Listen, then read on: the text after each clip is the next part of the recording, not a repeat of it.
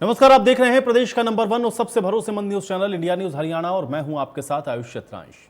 Corona virus के कहर से दुनिया एक बार फिर से खौफ में है, क्योंकि यूरोपीय और एशियाई देशों में कोरोना वायरस की चौथी लहर का कहर जारी है। कई देश ओमिक्रॉन और इसके सब वेरिएंट से जूझ रहे हैं, तो भारत में कोरोना की चौथी लहर ने दस्तक दे दी है। स्वास्थ्य मंत्रालय की ओर से शुक्रवार को जारी आंकड़ों पर अगर आप गौर करेंगे तो पिछले 24 घंटे में कोरोना के 949 नए मामले सामने आए हैं। बात अगर हम सिर्फ हरियाणा की करें तो 24 घंटे में 174 संक्रमित मिल चुके हैं। लेकिन इसमें चिंता की बात यह है कि इसमें से सिर्फ 150 केस गुरुग्राम में ही मिले हैं। अब आपको ग्राफिक के जरिए हरियाणा का हाल भी दिखा देते हैं। तो 15 अप्रैल को 174 मामले, 14 को 170, 13 अप्रैल को 179, 12 अप्रैल को 149 मामले, 11 अप्रैल को 54 था यह आंकड़ा और 10 अप्रैल को 79 मामले सामने आए थे। और आप देखें कि 15 तारीख तक आते आते ये मामले 150 को भी क्रॉस कर गए और लगभग 180 के आसपास 174 जो कि 15 तारीख को ये केस मिले हैं। इसी से आप अंदाजा लगाइए कि किस तरह से ये मामले बेहद तेजी के साथ बढ़ रहे हैं। चौथी लहर की ये सीधे तौर पर दस्तक इसलिए भी कही जा सकती है क्योंकि ये आंकड़े कई जगहों पर आपने देखा था कि बेहद कम हो गए थे। प्रदेश के अंदर भी अगर कुल आंकड़ों को भी आप देखेंगे तो वो बहुत कम हो चुके थे, लेकिन अब अचानक से उसमें इजाफा होना और एक साथ कई जगहों पर संक्रमितों का मिलना और उसमें भी गुरुग्राम के अंदर सर्वाधिक केसेस का मिलना, ये इस बात को दिखा रहा है कि अब चौथी लहर ने अपनी दस्तक दे दी है। क्योंकि एशियाई देश हों या यूरोपियन देश, आप देख रहे हैं कि चौथा वेरिएंट वहां पर लगातार तबाही मचा रहा है। अस्पताल वहां पर मरीजों से भरे पड़े हैं और ऐसे में चौथी लहर की दस्तक अब हिंदुस्तान में भी दिख रही है। तो केस बढ़ने के साथ अब चिंता इस बात की भी है क्योंकि बच्चों के स्कूल खुल चुके हैं। छोटे बच्चों के लिए अभी वैक्सीन है नहीं, ऐसे में बच्चों को कैसे बचाया जाए। गुरुग्राम के स्कूलों में नियमों की पालना कितनी हो रही है, आइए आपको यह रिपोर्ट दिखाते हैं। गुरुग्राम में लगातार बढ़ते कोरोना के मामलों के बीच कहीं ना कहीं स्वास्थ्य विभाग की चिंता बढ़ती नजर आ रही है। पिछले बीते 3 दिन की मैं बात करूं तो 400 से अधिक मामले कोरोना के नए सामने आए और ऐसे में दूसरी तरफ मैं बात करूं जो एक पेरेंट्स हैं उनकी भी चिंताएं बढ़ जाती हैं क्योंकि उनका बच्चा स्कूल में है तो वो किस तरीके से, लेकिन तमाम जो इंतजाम है स्कूल प्रबंधक ने किए हुए हैं। जिस समय वो स्कूल बच्चे पहुंचते हैं तो सबसे पहले सैनिटाइजर और उसके बाद उनको मास्क दिया जाता है, क्योंकि जिस तरीके से पहले भी कहा जाता था 2 गज की दूरी है और मास्क है जरूरी, इन तमाम नीतियों के साथ अब एक बार फिर बच्चे स्कूल पहुंचे तो आप देख रहे हैं कि जो बच्चे हैं लगातार सोशल डिस्टेंसिंग के साथ अपनी पढ़ाई कर रहे हैं, क्योंकि 2 साल के कार्यकाल कोरोना के काल में कहीं ना कहीं जो वर्चुअल उनकी जो क्लासेस थी तो कहीं ना कहीं पढ़ाई का उनका लॉस हो रहा था। लेकिन एक बार फिर बच्चे स्कूल पहुंचे और मास्क के साथ सोशल डिस्टेंसिंग के साथ अपनी पढ़ाई कर रहे हैं। और तमाम स्कूल मैनेजमेंट की मैं बात करूं, तमाम इंतजाम उन्होंने कोरोना से लड़ने के लिए किए हुए हैं। जिस तरीके से गवर्नमेंट की मैं बात करूं, सेंट्रल गवर्नमेंट की मैं बात करूं, जो उनकी गाइडलाइंस हो उनको फॉलो किया जा रहा है। स्कूल के चेयरमैन मेरे साथ हैं, उन्हीं से जानना चाहूंगा सर किस तरीके के लगातार एक बार गुरुग्राम में फिर मामले बढ़ रहे हैं, उसको लेके स्कूल में क्या तैयारी की गई है, किस तरीके से। मैं आपको बताना चाहता हूं कि जो भी सेंट्रल गवर्नमेंट की और जो भी सेंट्रल गवर्नमेंट और स्टेट गवर्नमेंट की जो भी गाइडलाइन है हम उसको फॉलो कर रहे हैं। और जैसे ही बच्चा मेन गेट में स्कूल में एंट्री करता है तो सबसे पहले बच्चे को सैनिटाइज किया जाता है, उसका टेम्परेचर नोट किया जाता है, उसका मास्क चेक किया जाता है, कि उसके बाद बच्चे को स्कूल में एंट्री किया जाता है। और आप देख सकते हैं क्लासरूम में भी कि हमें सोशल डिस्टेंस का हमने ध्यान रख रखा है। एक बेंच पे एक ही बच्चा बैठता है और रोजाना जब बच्चों की जब छुट्टी हो जाती है तो पूरे स्कूल को सैनिटाइज किया जाता है। तो बिल्कुल मैनेजमेंट की तरफ कहीं ना कहीं तमाम इंतजाम किए गए हैं, बच्चों को सुरक्षित रखा जाए, क्योंकि एक परिवार के लिए एक डर जरूर है लेकिन तमाम इंतजाम हैं। बेटा नाम बताइए। प्रिंस। किस तरीके की व्यवस्था है स्कूल में, जब स्कूल आते हैं सैनिटाइज करते हैं? जब हम स्कूल के अंदर एंटर करते हैं उसके बाहर गेट में हमें सैनिटाइज किया जाता है, फिर हमारे स्कूल में मास्क चेक किए जाते हैं कि गंदा है कि नहीं, फिर हमें मास्क दिए जाते हैं, फिर हमारा टेम्परेचर चेक किया जाता है। तो पढ़ाई कैसी चल रही है अभी? पढ़ाई अच्छी चल रही है और आप सब भी अपने आसपास के लोगों को बोलिए कि मास्क लगाए और स्कूल में भेजें। हाँ, तो बिल्कुल कहीं ना कहीं जो बच्चे हैं वो भी अब कहीं ना कहीं जो बड़े हैं उनको एक कहीं ना कहीं संदेश जरूर दे रहे हैं कि वो खुद मास्क लगाएं और भीड़ भाड़ वाली जगह से जाने से बचें और अपने बच्चों को स्कूल भेजें। मैम, आपके ऊपर एक बड़ी जिम्मेवारी आती है क्योंकि लगातार बच्चों को आप शिक्षित करते हैं और कहीं ना कहीं एक जिम्मेवारी आपकी बनती है, टीचर हैं। Yes, as a mother teacher मैं मतलब बहुत खुशकिस्मत हूँ कि बच्चे दोबारा से स्कूल में आ गए हैं और मैं चाहूँगी कि सारे बच्चे फिर से आए और मैं खास करके सभी का बच्चों का ध्यान रखती हूँ कि सारे मास्क लगा के क्लास में बैठे और अच्छे से पूरा साफ़ सफाई का भी ध्यान रखती हूँ, उनकी हेल्थ और हाइजीन का भी ध्यान रखती हूँ। और मैं तो ये चाहूँगी कि सभी स्कूल के सभी जागरूक हो और सभी पेरेंट्स अपने बच्चों को स्कूल भेजें और फिर से हमारी शिक्षा फिर से वही हो, क्योंकि सबसे ज़्यादा हमारे देश में शिक्षा का लॉस हुआ है। हाँ, तो बिल्कुल जिस तरीके से स्कूल की बात करें, तमाम इंतजाम है और ऊपर से उन परिवारों के लिए राहत की बात है कि जिनके बच्चे अब स्कूल जा रहे हैं, क्योंकि स्कूल के द्वारा मास्क हो, सैनिटाइजर हो या फिर टेम्परेचर की बात हो, तमाम वो चीज़ें ध्यान में रखी गई हैं जिससे कि कोरोना से बचा जा सकता है। गुरुग्राम से संजय राठौर, इंडिया न्यूज़। तो 24 घंटे में 150 केस का मिलना, वो भी गुरुग्राम के अंदर, जाहिर बात है ये चिंता का सबब है। एक रिपोर्ट आपने जरूर देखी कि स्कूल के अंदर तैयारियां क्या थी। हालांकि इस स्कूल के अंदर तो बाकायदा इन सारी बातों का ख्याल रखा जा रहा था, लेकिन पूरे हरियाणा की तस्वीर कैसी है आज हम इस पर चर्चा करेंगे। लेकिन उससे पहले कुछ अहम सवाल हैं, उस पर नजर डालते हैं। सवाल आज की बड़ी बहस का पहला यही है कि चौथी लहर की आहट है, लेकिन हम इसको लेकर के तैयार कितना है, क्योंकि अभी आप देख रहे हैं कि लोग थोड़ी लापरवाही बरतते हुए दिख रहे हैं। सवाल दूसरा यह है कि बच्चों को स्कूल भेजना अभी कितना सुरक्षित है, क्योंकि कई दिनों से खबरें ये भी आई कि स्कूल के अंदर भी बच्चे कोरोना पॉजिटिव मिले हैं। और तीसरा सवाल और सबसे अहम सवाल यही है कि आखिर कोरोना से निजात कैसे मिलेगी और चौथी वेव से हम कैसे निपट पाएंगे। ये सवाल अपने आप में बहुत महत्वपूर्ण हो जाते हैं। आज हम इस पर चर्चा करेंगे, क्योंकि ये सवाल सीधे तौर पर आपके बच्चों के साथ भी जुड़ा हुआ है, आपके अपने खुद के स्वास्थ्य के साथ भी जुड़ा हुआ है। और आहट जिस तरह की फोर्थ वेव की है या चौथी लहर की है, ये बहुत महत्वपूर्ण है। और आज इसी पर चर्चा करते हैं। फिलहाल 3 खास मेहमान मेरे साथ जुड़े हुए हैं, उनका रुख कर लेते हैं। डॉक्टर वीरेंद्र यादव जी हमारे साथ जुड़ रहे हैं, सीएमओ हैं गुरुग्राम के। डॉक्टर वीरेंद्र यादव जी, बहुत स्वागत है आपका इस चर्चा में। डॉक्टर गुंजन बवेजा जी हमारे साथ जुड़ रही हैं, आपका भी डॉक्टर गुंजन बवेजा जी स्वागत है। और विमल किशोर हमारे साथ जुड़े हुए हैं अभिभावक संघ की तरफ से। विमल किशोर जी, आपका भी स्वागत है। डॉक्टर वीरेंद्र जी, सबसे पहले मैं आपके साथ ही आज इस चर्चा की शुरुआत करूंगा, क्योंकि अभी हम लोगों ने जो देखा, आंकड़े बहुत कम हो रहे थे, इसके बाद हम लोगों ने देखा चीजें बैक टू नॉर्मल भी थी, लेकिन अब फोर्थ वेव को लेकर के एक बातें लगातार होनी शुरू हो गई हैं। वो भी इसलिए क्योंकि केसेस हम देख रहे हैं कि बढ़ रहे हैं, और अकेले गुरुग्राम के अंदर 150 केस का मिलना, इसको किस प्रकार से देखा जाए और इसको लेकर के किस तरह से तैयार हैं, एक रिएक्शन मैं आपका इसके ऊपर चाहूंगा।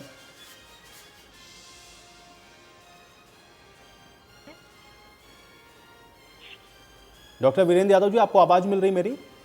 हाँ बिल्कुल, आपको मिल रही है मेरी जी आवाज? जी वीरेंद्र जी, आपसे मैं ये जानना चाह रहा हूँ तो गुरुग्राम में 150 केस का एक साथ मिलना, क्या ये चौथी लहर की आहट है और कैसे इसको देखा जाए? कितना तैयार हैं अभी आप लोग, या फिर जो लोग हैं वहां पर गुरुग्राम के अंदर? एक रिएक्शन चाह रहा हूँ मैं आपका। बिल्कुल आयुष, जो मेजर अगर मैं एक बात कहूँ, हेलो हेलो जी, हाँ जी, हाँ जी।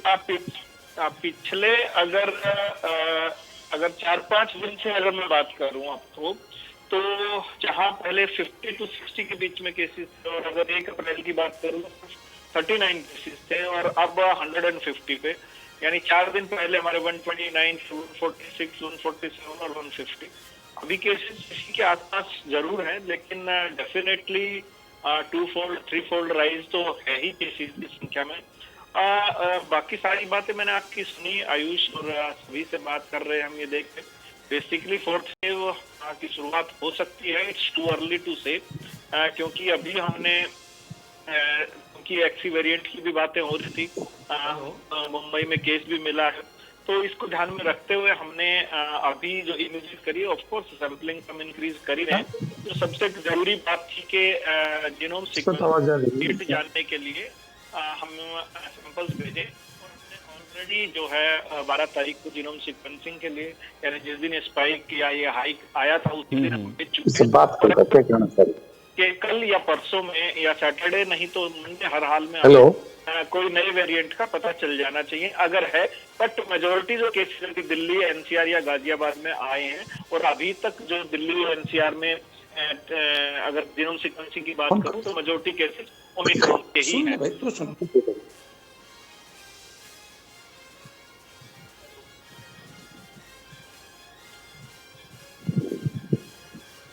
चलिए, मुझे लग रहा है शायद कुछ समस्या है। वीरेंद्र जी, आपकी आवाज़ मुझ तक नहीं पहुंच रही। डॉक्टर गुंजन बवेजा जी, आपके पास मैं आता हूं। एक तो बच्चों को लेकर के चूंकि पहले से भी बहुत कंसर्न रहे हैं पेरेंट्स, लेकिन अब चूंकि स्कूल खुल चुके हैं, ऑफलाइन क्लासेस चल रही हैं, तो लोग ये समझना चाह रहे हैं कि क्या करें, क्योंकि स्कूल भी भेजना ज़रूरी है। 2 साल का एक बड़ा लंबा गैप है।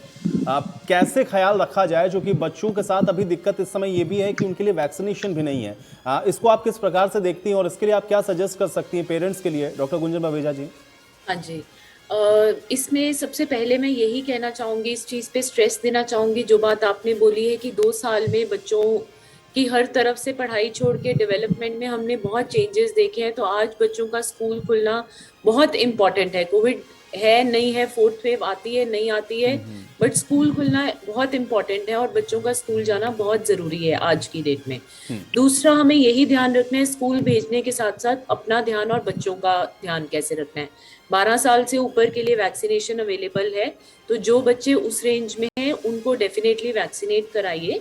एंड तीसरा यही है कि जो स्कूल्स हैं, हर स्कूल में आई थिंक प्रिकॉशंस प्रॉपर तरह से गाइडलाइंस बनी हुई हैं। इवन हमारे इंडियन एकेडमी ऑफ पीडियाट्रिक्स की तरफ से कुछ स्कूल ओपनिंग की गाइडलाइंस हैं, उन गाइडलाइंस को फॉलो किया जाए स्कूल्स और पेरेंट्स के लेवल पे। हर बच्चे को जहाँ तक पॉसिबल है अभी भी मास्क एंड सैनिटाइजेशन डालें, सोशल डिस्टेंसिंग एंड प्रोटोकॉल्स जो दिए गए हैं उसको फॉलो करा जाए एंड स्कूल्स को दोबारा से बंद ना किया जाए। अभी रिसेंटली ही कल दिल्ली के किसी स्कूल की गाइडलाइंस मुझे मिली, बताया उन्होंने कि उन्होंने ये डिसाइड किया है एक क्लास में अगर 7 बच्चों से ज़्यादा पॉजिटिव आते हैं तो वो 5 दिन के लिए उस क्लास की क्लासेस ऑनलाइन कर देंगे।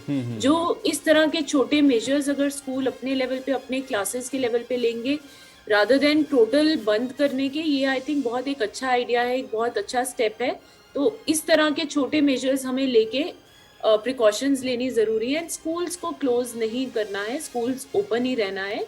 जो हम वेरिएंट देख रहे हैं, ओमिक्रॉन था, वो भी मेजरली माइल्ड था, न्यू वेरिएंट भी उसी का एक पार्ट है, सो वो भी माइल्ड ही अभी तक सोचा जा रहा है, but time will tell. Definitely आएगी, कितना फैलेगा, क्या होगा, टाइम बताएगा, बट डेफिनेटली अभी तक जो हमें इन्फॉर्मेशन मिली है माइल्ड है। सो पैनिक करने की और स्ट्रेस लेने की ज़रूरत नहीं है, उसके लिए बच्चों को घर बिठाने की ज़रूरत नहीं है।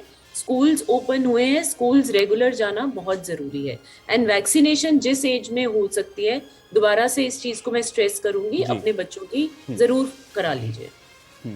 चलिए, ये बहुत अच्छी बात आपने बताई। मुझे लग रहा है कि जो समस्या लोगों के अभी दिमाग में थी, मुझे लग रहा है कि उससे भी लोगों को थोड़ा सा अभी आपने जो बात बताई है राहत मिल रही होगी। विमल किशोर जी का मैं रुख कर लेता हूँ। विमल किशोर जी, कैसे देख रहे हैं, चूँकि केसेस अभी बढ़ना शुरू हुए हैं और लोग परेशान होना जाहिर बात है, लाजमी है कि होंगे, लेकिन इसको आप देखेंगे किस तरह से, क्योंकि अचानक से केसेस का मिलना और उसमें भी ऐसी सिचुएशन में जब हम लोग देख रहे हों कि चीज़ें अब धीरे धीरे बैक टू नॉर्मल की ओर हों, फिर से केसेस बढ़ना, इसको आप किस तरह से देखते हैं? एक रिएक्शन चाह रहा हूँ मैं आपका। देखिए, परेशान होने की जरूरत नहीं है, इसके लिए सावधानियां बरतनी चाहिए। देखिए, इसमें क्या हुआ है कि सरकार ने जैसे मास्क पे जुर्माना हटा दिया है, तो इस देश के अंदर लोग अपने हेल्थ की बजाय जुर्माने से बचने के लिए मास्क लगाते हैं।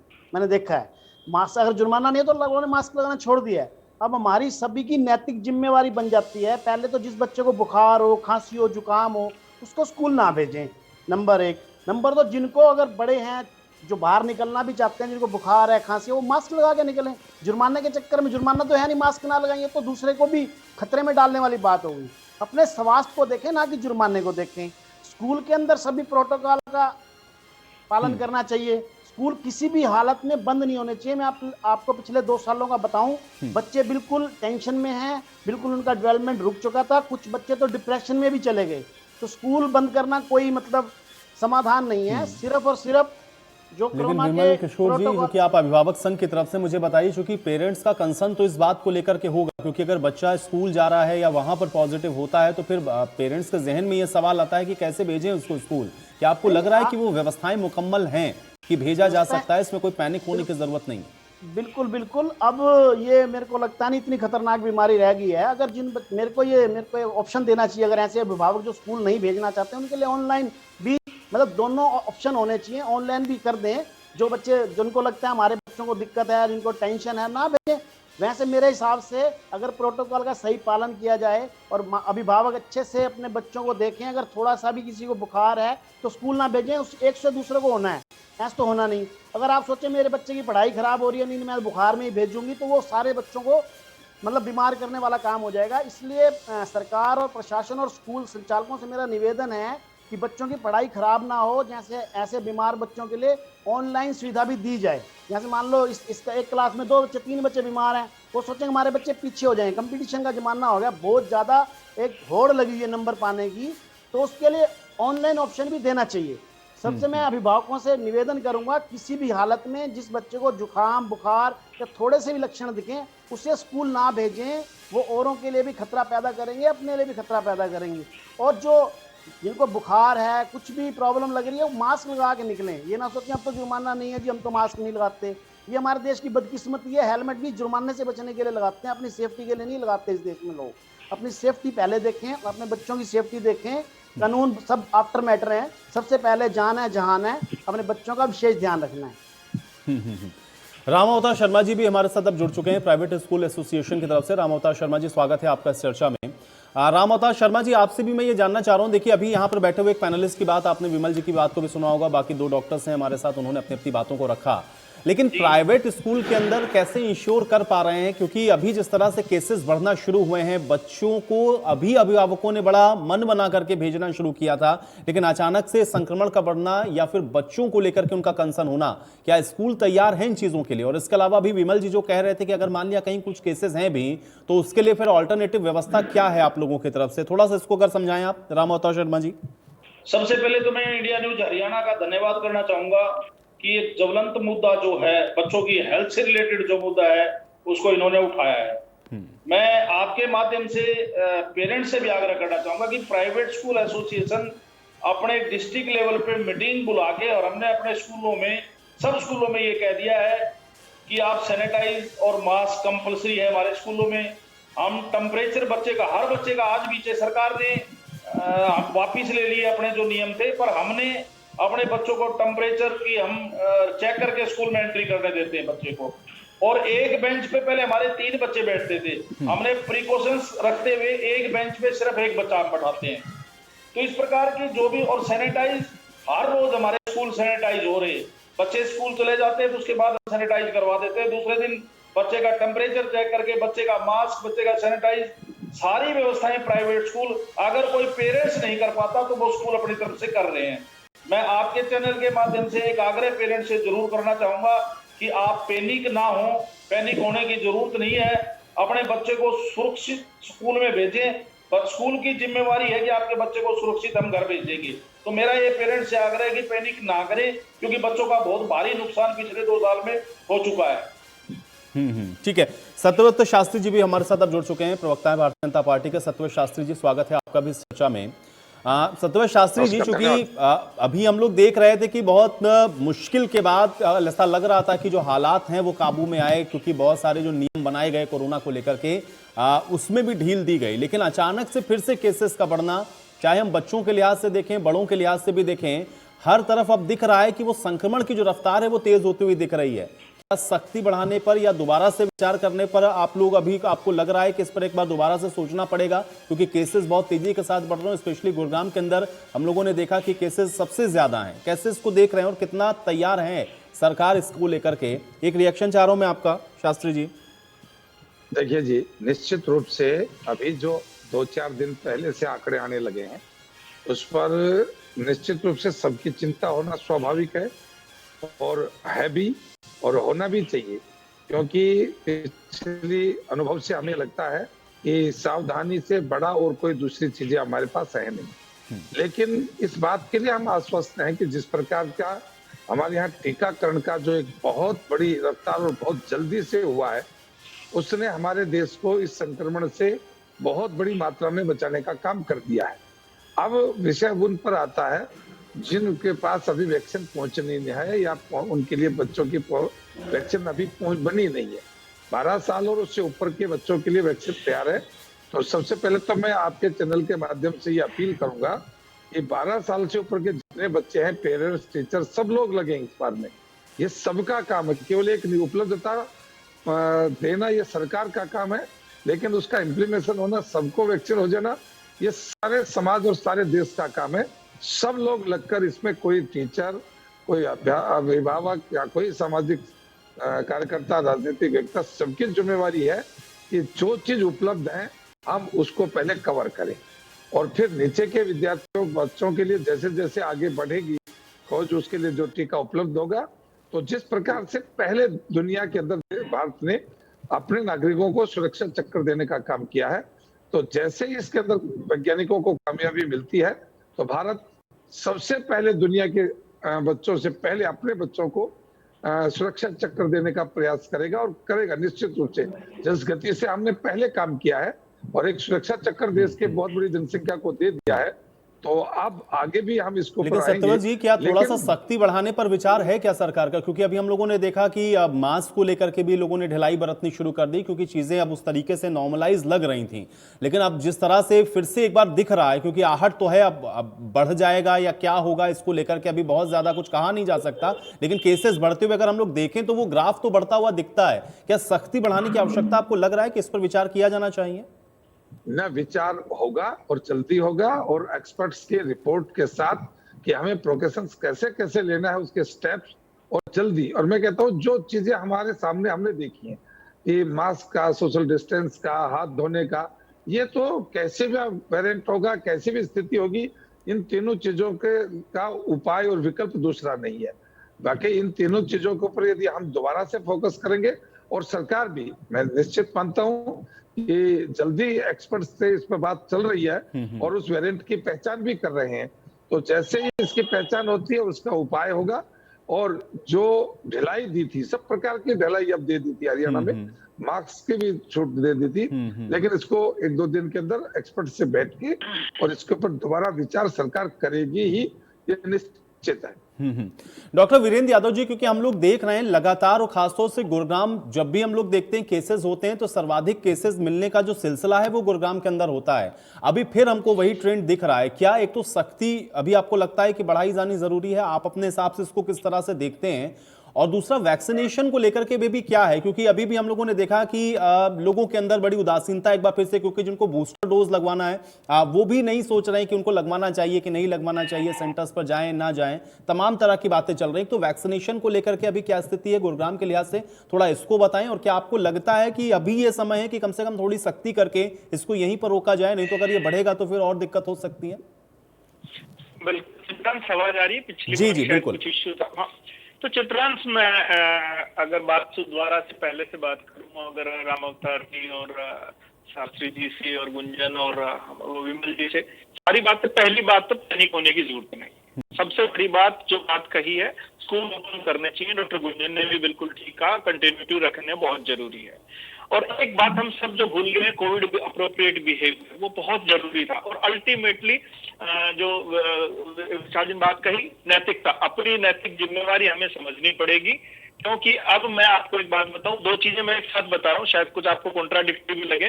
गुड़गांव में केसेस हमेशा पहले इसलिए नजर आते रहे हैं क्योंकि गुड़गांव की जो लोकेलिटी है, जो एरिया है, जो डेमोग्राफिक प्रोफाइल है, और आप एक नोट करेंगे चित्रांश, अगर बात करें पहले गुड़गांव, उसके बाद फरीदाबाद, उसके बाद सोनीपत की आसपास दिल्ली एनसीआर, फिर अपना जीटी बेल्ट, ऐसे ही हमेशा से केसेस अपने आते रहे।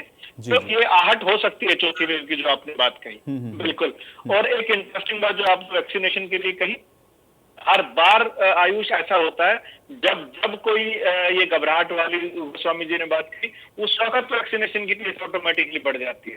अदरवाइज जो आपने बात कही वो उदासीनता लोगों में रहती है। अभी एक एग्जांपल के तौर पे मैं दे रहा हूँ, अगर, और सबसे इंपॉर्टेंट बात जो डॉक्टर गुंजन ने कही, 12 से 17 में वैक्सीनेशन अभी जो है सबसे कम है, सबसे लीस्ट रही है ओवरऑल। मैं गुड़गांव की बात इसलिए नहीं करूंगा क्योंकि शास्त्री जी ने भी कहा और बात भी हुई है, और मुझे इसमें कोई दो राय भी नहीं है। आपको भी अच्छे से मालूम है कि वैक्सीनेशन में ना केवल अडल्ट में बल्कि बच्चों में भी गुड़गांव सबसे आगे है। प्रदेश में तो है ही है, बल्कि देश में भी अग्रणी है। और अभी एक इंटरेस्टिंग बात जो मैंने आपको बताई ना, अभी भी 12 से 14 साल के अगर एक रफ टारगेट या किसी एक एस्टिमेट जिसको मैं कहूँ, उसमें सिर्फ 57 या 58% गुड़गांव जैसा जो सबसे अग्रणी है जी, वो कर पाया है। जी। बाकी अगर मैं जिलों की बात करूं तो 20, 22, 30% भी नहीं पहुंचे।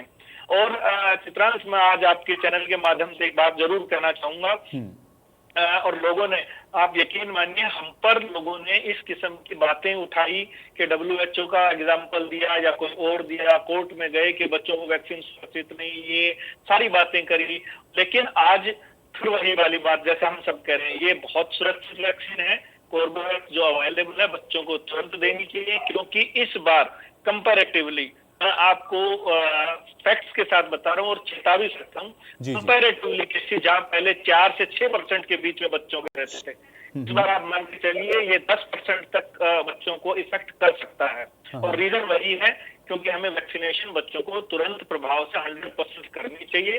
और अगले महीने हमारे स्कूल बंद होने जा रहे हैं, उससे पहले हमें बच्चों को एटलीस्ट एक डोज, क्या मैं तो ये चाहता हूं कि दोनों डोजेस कम से कम पूरी हो जाएं। और मैं राहुल अवतार जी और प्राइवेट स्कूलों से और सरकारी तो लेवल पर हम काम ही कर रहे हैं, सभी प्राइवेट स्कूलों के एसोसिएशन से अनुरोध करना चाहूंगा, इवन अगर गर्मी की छुट्टियां होती हैं, ग्रीष्म अवकाश या समर वेकेशन हो जाती हैं, तब भी आप अपने स्कूलों में सहयोग दें हमें और वैक्सीनेशन करवाने का हमारा जितना संभव हो सके साथ दें, ताकि हम अपने बच्चों को जितनी जल्दी हो सके सुरक्षित कर सके। और चित्रांश, हम बिल्कुल तैयार हैं हर चीज के लिए। अभी ओमिक्रॉन वेरिएंट ही प्रेवलेंट है और हमारे पास पूरी तैयारी है टेस्टिंग की और वैक्सीनेशन की, इसके लिए आप पैनिक होने की कोई जरूरत नहीं। डॉक्टर गुंजन, चूंकि पेरेंट्स के लिए अभी देखिए वीरेंद्र जी ने भी बताया कि पैनिक होने की कोई ज़रूरत नहीं है, लेकिन ये बिल्कुल एक हम ये कह सकते हैं ना कि ये तो नेचुरल चीज़ है। जिनके बच्चे हैं, अगर उनके साथ उनको ऐसा लग रहा है कि संक्रमण का खतरा है, तो वो होते हैं परेशान, वो भी एक ह्यूमन टेंडेंसी, उसको वो कैसे रोकेंगे। लेकिन सवाल ये है कि जो वैक्सीनेशन को लेकर के, वैक्सीनेशन वाला जो पार्ट है, उसमें पेरेंट्स की भी हम लोगों ने देखा है कि लापरवाही है। कुछ स्लॉट्स हैं लेकिन तब भी नहीं लगवाएंगे, उनको वैक्सीनेट नहीं करवाएंगे, या कुछ ऐसी भ्रांतियां हैं जो अभी भी उनके जहन में है। हालांकि बहुत सारे पेरेंट्स ने करवाया भी है वैक्सीनेट। उन पेरेंट्स के लिए आप क्या कहना चाहेंगे? क्योंकि एक तो बच्चों को स्कूल भेजना है, उनका भविष्य भी है, दूसरा वैक्सीनेशन को लेकर के कम से कम अपने बच्चे अगर उस जद में आ रहे हैं या उस एज ग्रुप में हैं, तो कम से कम उनको वैक्सीनेट करवा लें।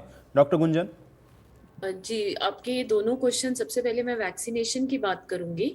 बहुत सारे पेशेंट्स ने मेरे से भी ये क्वेश्चन पूछा है, मैं जिन्होंने नहीं पूछा, जो सुन रहे हैं, उनको भी ये चीज़ें क्लियर करना चाहूंगी कि अभी तक जो पहले वैक्सीन्स मिल रही थी, कोवैक्सीन और कोविशील्ड अवेलेबल थी, तो अभी लोगों के दिमाग में ये है कि 12 से 14 साल में जो वैक्सीनेशन अप्रूव हुई है, कॉर्बेवैक्स अवेलेबल हुई है, तो वो मिल रही है। क्या हम वेट करें दूसरी वैक्सीन आने की या हम बच्चों को दिला दें? तो इसके लिए मैं एक ही बात कहूंगी, हाँ, डेफिनेटली ये न्यू वैक्सीन है, इनिशियली हमने नहीं दी है, एडल्ट्स में भी नहीं दी है, शायद नंबर ऑफ स्टडीज या इसका कम होगा।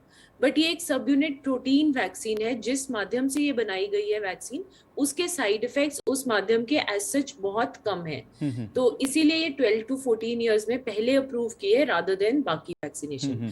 तो एफिकेसी की हम बाद में सोचेंगे, बट साइड इफेक्ट्स अगर हम मानते हैं या उसके लगने के बाद बच्चे को कोई हार्म हो सकता है, वो डेफिनेटली कंपैरेटिवली बहुत कम है। और अभी तक में जितने भी बच्चों को लगी है, जिन लोगों ने लगवा ली है, उनमें भी मेजरली कोई साइड इफेक्ट्स नहीं मिले हैं। सो ये एक मैं मैसेज कन्वे करना चाहूंगी कि 12 to 14 ईयर्स में भी वैक्सीनेशन को लगवा लें, उसको डिले नहीं करें। अगर स्कूल जाना है, बच्चों ने बाकी जगहों पे जा रहे हैं, तो जिस चीज की प्रोटेक्शन हम कर सकते हैं along with the Covid appropriate behaviour, वो डेफिनेटली हम करें। दूसरा, स्कूल्स का मैं पहले ही क्लियर कर चुकी हूँ कि स्कूल्स आज बंद नहीं होने चाहिए हैं। टोटली जो हम 2 साल में बच्चों में देख चुके हैं कि बच्चों की डेवलपमेंट राइट फ्रॉम एक 2 साल के बच्चे से लेके एडोलेसेंट से एडल्ट तक, हर एज ग्रुप में हमने डिफरेंट बिहेवियरल चेंजेस देखे हैं लास्ट 2 इयर्स में, जस्ट बिकॉज की स्कूल्स बंद थे, सोशल इंटरेक्शन कम थी, बच्चे आपस में मिल नहीं रहे थे, बच्चे घर से निकल नहीं रहे थे। उसमें एक 2 साल में जो हम डेवलपमेंटल डिले देख रहे हैं, 4 साल के बच्चे में जो हम पीछे देख रहे हैं, एक स्कूल गोइंग में बिहेवियरल चेंजेस, एडोलेसेंस में डिप्रेशन, और ये सब बहुत राइज पे है 2 साल में।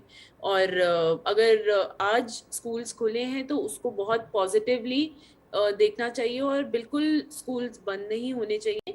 जहाँ प्रोटेक्शन हो सकती है, जहाँ गाइडलाइंस फॉलो होनी है, वो बिल्कुल फॉलो करके कंटिन्यूएशन ऑफ स्कूल्स रहना चाहिए। विमल किशोर जी, चूंकि अभी आपने भी पहले सेगमेंट में इसी बात को कहा कि भाई देखिए बच्चों को स्कूल तो भेजना है, अगर किसी के घर में किसी बच्चे को लग रहा है कि उसको कोई सिम्टम्स हैं तो उसको आप घर में रखें, और स्कूलों को ये करना चाहिए कि भाई उनके लिए ऑनलाइन व्यवस्था कर दें। लेकिन इसको रोकने के लिए एक और जो तरीका है वो वैक्सीनेशन का है, जो बच्चे कम से कम उस एज ग्रुप में हैं उनको वैक्सीनेट किया जा सके। इसको लेकर के अभिभावक संघ ने किस तरीके से इसको और कन्वे करने की कोशिश पेरेंट्स तक की है, और पेरेंट्स का रिएक्शन इस पर क्या है? जो लोग नहीं करवा रहे हैं अपने बच्चों को वैक्सीनेट, अगर उस एज ग्रुप में आ रहे हैं, तो ऐसे लोगों के लिए आप लोगों की तरफ से भी क्या संदेश है, या कैसे उनको कन्विंस करने का अभिभावक संघ कोशिश कर रहा है? थोड़ा सा अगर इसको आप क्लियर कर पाए विमल किशोर जी।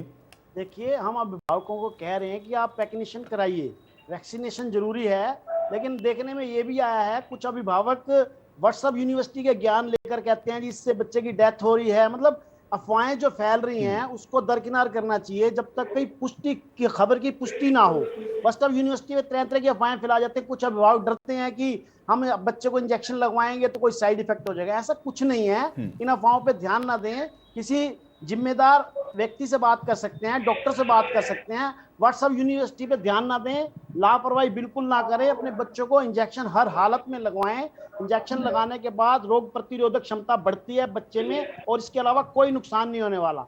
ये जो अफवाहें हैं इस पे सरकार भी ध्यान दे और प्राइवेट स्कूल संचालक भी ध्यान दें, प्रोटोकॉल का पूरा पालन करें और स्कूलों में कैंप लगाएं इंजेक्शन लगवाने के लिए। जो बच्चे आ रहे हैं उनको वहीं के वहीं इंजेक्शन लगाए जाएं। चाहे छुट्टियां आ रही हैं, जैसे डॉक्टर साहब ने कहा, सीएमओ साहब ने, भाई छुट्टियों में भी कैंप लगाए जाएं। तो वैक्सीनेशन तो बहुत ही जरूरी है।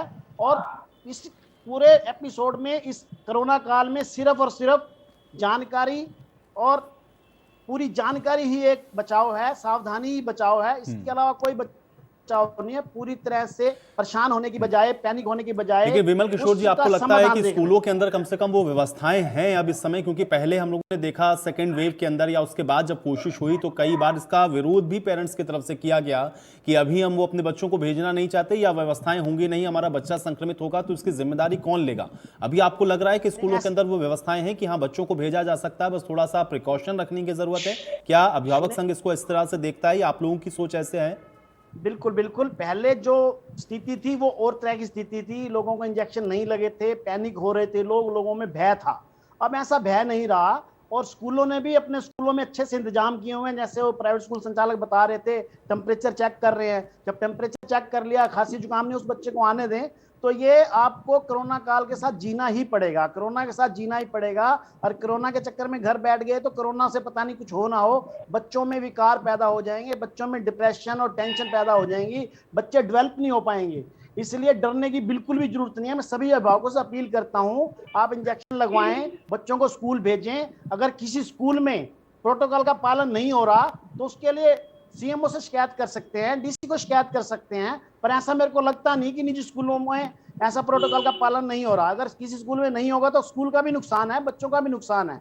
ये सभी की नैतिक जिम्मेवारी है कि सरकार या किसी के भरोसे ना रहकर अपनी अपनी जिम्मेवारी ले। बच्चों को अच्छे से मास्क लगाकर भेजें। बच्चों का बुखार है तो बिल्कुल ना भेजें, जुकाम है तो बिल्कुल ना भेजें, सैनिटाइज करके भेजें।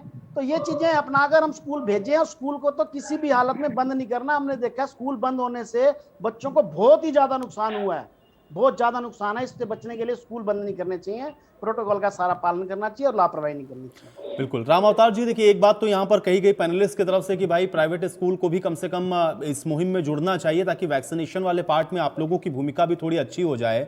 और दूसरा ये है कि अगर संक्रमित होते हैं किन्हीं कारणों से तो फिर उसके लिए ऑल्टरनेटिव व्यवस्था आप लोगों के पास क्या है? अगर बच्चा ज्यादा दिन घर में रहेगा या ज्यादा संख्या में संक्रमित अगर मिलते हैं तो फिर उसको आप लोग किस तरह से डील करेंगे?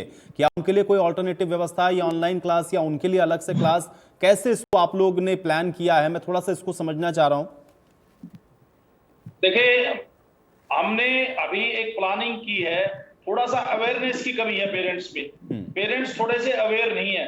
पेरेंट्स डॉक्टर की बात को ज्यादा वेटेज देते हैं। तो हमने एक एसोसिएशन की तरफ से हम एक प्लानिंग कर रहे हैं कि हम सभी जितने भी हरियाणा में मेडिकल कॉलेज हैं उनके डीजी को, हम डायरेक्टर को उनके चिट्ठी लिख रहे हैं कि हमारी एसोसिएशन के साथ हम एक पेरेंट्स की मीटिंग करें। स्कूल में हम पेरेंट्स को बुलाएं, एक डॉक्टर डिपार्टमेंट से डॉक्टर आए, वो अवेयर करें उनको। और हर स्कूल में हम वैक्सीनेशन कैंप, हमने 100% जो बड़े बच्चों को वैक्सीनेशन हमने करवाई स्कूलों में बुला बुला के। उसमें थोड़ी सी एक दिक्कत पेरेंट्स की तरफ से आई कि हमें पेरेंट्स की सहमति लेनी होती है कि हम अपने आपके बच्चे को वैक्सीन लगवा दें क्या। तो कुछ पेरेंट्स ऐसे थे जिन्होंने नकारात्मक जिनका रवैया रहा, उनसे भी मेरा आग्रह है कि इस प्रकार की टीम बन जाए स्कूलों की और मेडिकल स्टाफ की, ताकि पेरेंट्स की हम मीटिंग करवा के और इस समाज को और पेरेंट्स को अवेयर कर पाए। एक बात तो ये है। दूसरी बात ये है कि पेरेंट्स हमें सहयोग करें। पेरेंट्स का सहयोग हमारे लिए बहुत जरूरी है। जो ये मोबाइल ऑनलाइन की कक्षा की हम बातें कर रहे हैं, वो बड़ी उसमें दिक्कत है।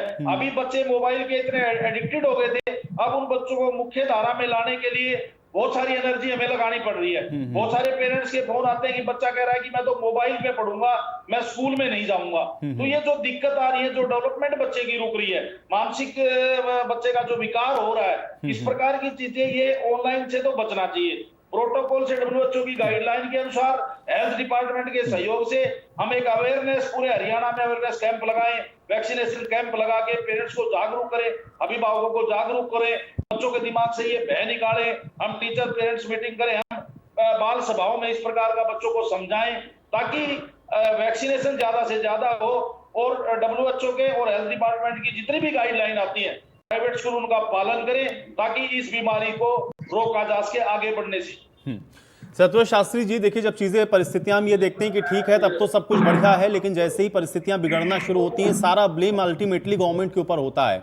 अभी यहाँ पर हम लोग जो बात देख रहे हैं या फिर जो पैनलिस्ट जो बात कह रहे हैं, सरकार इसको कितना संजीदगी से ले रही है। और इसके अलावा दूसरा ये भी है कि जो वैक्सीनेशन वाला पार्ट है, जिसमें हमेशा हम लोग देखते हैं कि अवेयरनेस बहुत जरूरी है, अगर उसमें उदासीनता हो रही है तो इसको आप लोग बढ़ाने के लिए किस तरीके से और किस स्तर पर प्रयास कर रहे हैं? क्योंकि स्कूलों की तरफ से जो बात है वो भी कही जा रही है कि भाई कोऑर्डिनेशन तो करना पड़ेगा पेरेंट्स के साथ बैठकर, लेकिन उसमें आप लोगों की भूमिका कितनी महत्वपूर्ण है ये आप बहुत बेहतर तरीके से समझते हैं। ये वैक्सीनेशन को लेकर के जो उदासीनता है इसको कैसे दूर करेंगे सत्यव्रत शास्त्री जी?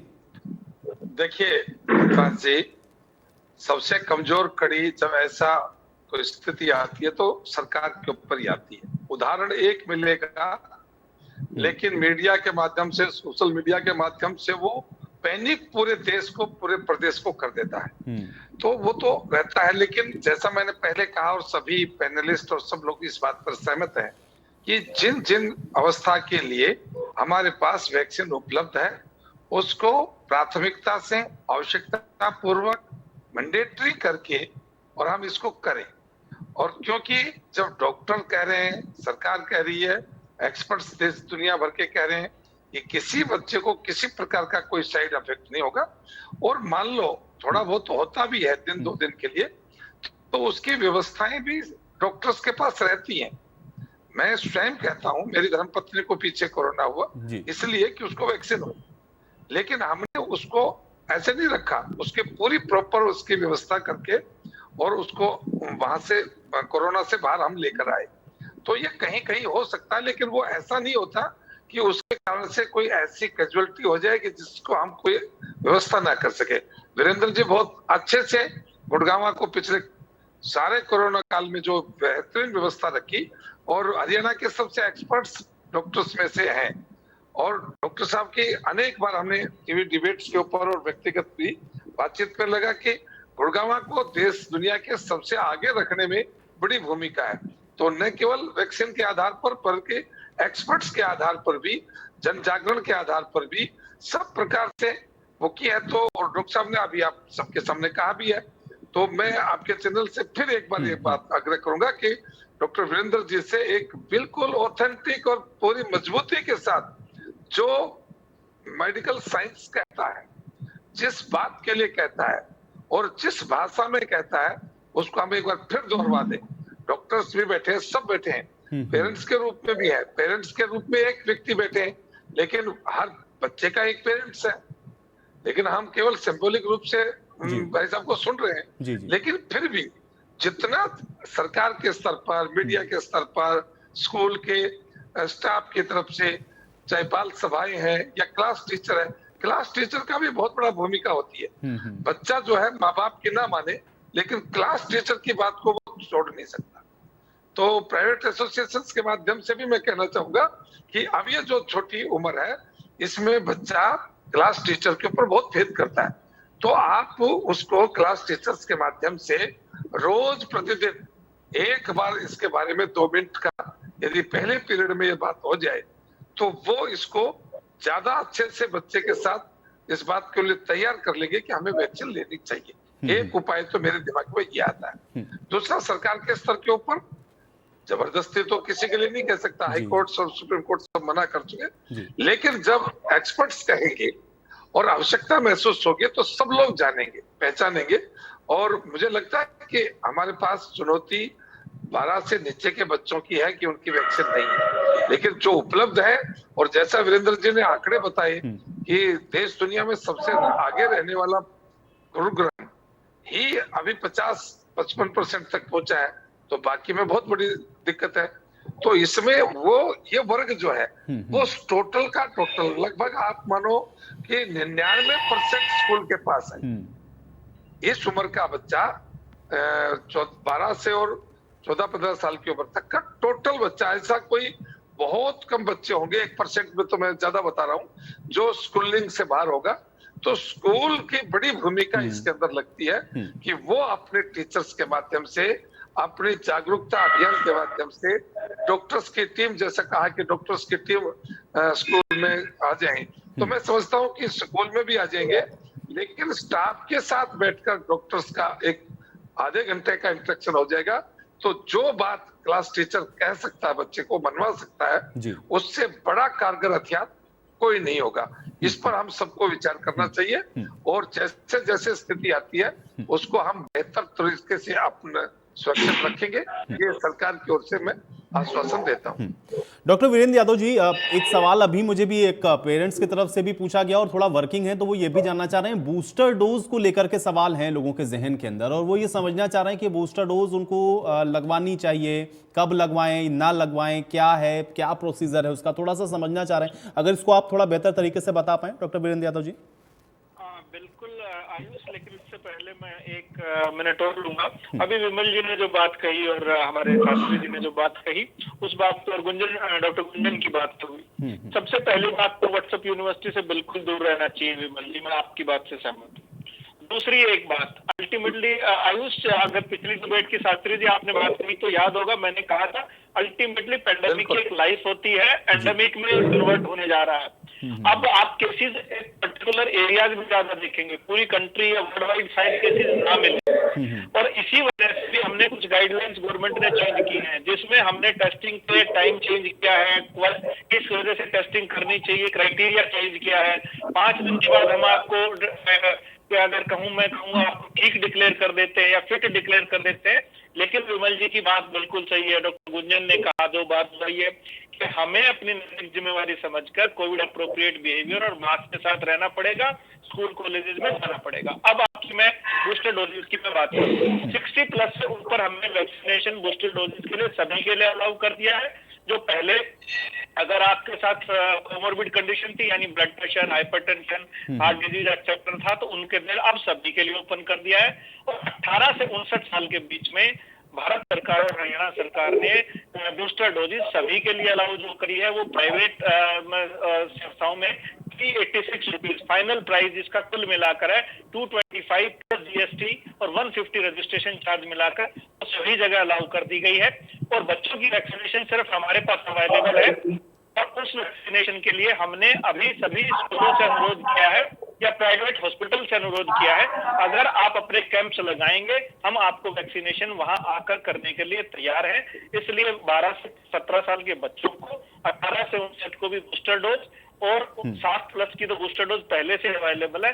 जिन लोगों की जो डोज ड्यू है वो लगवाए, और बच्चों को ठीक है वीरेंद्र जी, मुझे लगता है आपकी इसी बात के साथ आज की चर्चा भी मुझे यहीं समाप्त करनी पड़ेगी। आप लोगों का शुक्रिया, आप लोगों ने समय निकाला, हमारी चर्चा का हिस्सा बने।